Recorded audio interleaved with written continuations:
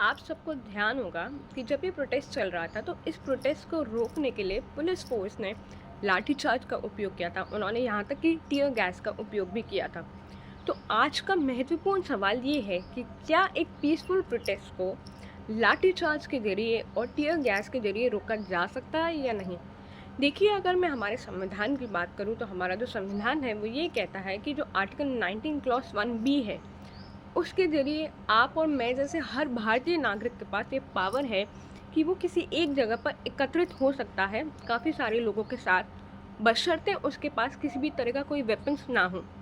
यानी कि you have the right to peacefully assemble at a place but without any arms और ammunitions, right.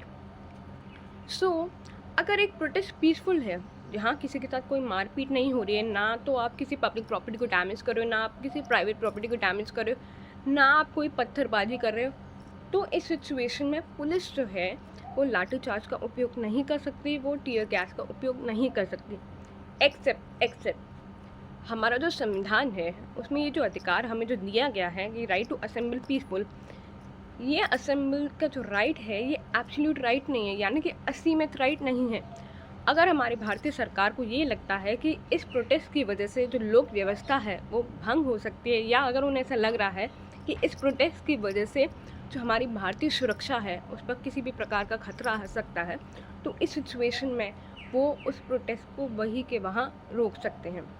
तो मुझे उम्मीद है कि आपको ये सब समझ में आया, आपको ये भी समझ में आया कि कब रोक टोक लग सकती है, कब रोक टोक नहीं लग सकती है।